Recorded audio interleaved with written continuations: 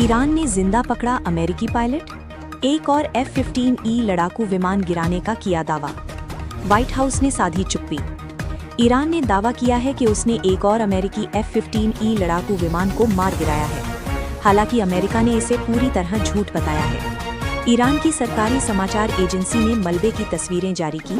अब उन पर सवाल उठ रहे हैं। AI जांच में भी ये तस्वीरें संदिग्ध पाई गईं। आइए दावे के इस पूरे खेल को विस्तार से समझते हैं। ईरान और अमेरिका के बीच बढ़ता तनाव कम होने का नाम ही नहीं ले रहा है।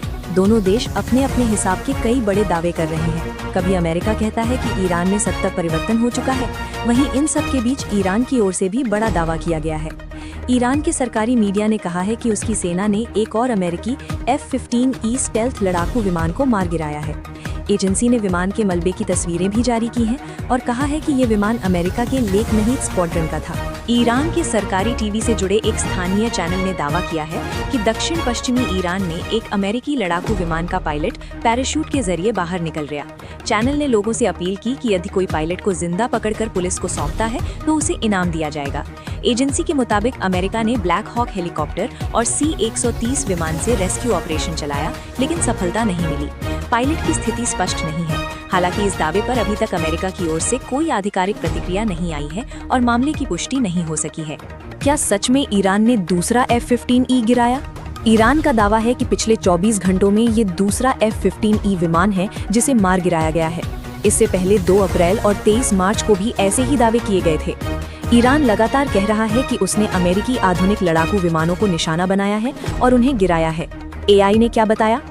तस्वीरों में F-15E की पहचान से जुड़े जरूरी फीचर्स नहीं दिखते। मलबे पर अमेरिकी एयरफोर्स के सामान्य निशान USAF स्टार टेल कोड नजर नहीं आते। तस्वीरों में दिख रहा डिजाइन F-15E के स्टील स्ट्रक्चर से मेल नहीं खाता। कुछ हिस्सों पर यूरोप लिखा दिख रहा है, जो संदिग्ध माना गया। ये किसी पुराने विमान के मलबे की तस्वीर हो सकती है। तस्वीरों में F-15E की खास कोटिंग और मटेरियल के संकेत नहीं हैं। किसी स्वतंत्र या विश्वसनीय स्रोत से इन दावों की पुष्टि नहीं हुई है। क्या पहले भी ऐसे दावे हुए हैं? 23 मार्च के मामले में अमेरिका ने कहा था कि उसका एक F-15E विमान मिशन के बाद तकनीकी कारणों से मध्य पूर्व के एक बेस पर सुरक्षित उतरा था। वहीं 2 अप्रैल के दावे को भी अमेरिका ने खारिज कर दिया था। इससे साफ है कि दोनों देशों के बीच सूचना युद्ध भी चल रहा है। क्या इस टकराव से बढ़ेगा खतरा? ईरान और अमेरिका के बीच ये टकराव लगातार बढ़ता जा रहा है। फरवरी से शुरू हुआ ये संघर्ष अब नए दावों और जवाबी बयानों में बदल गया है।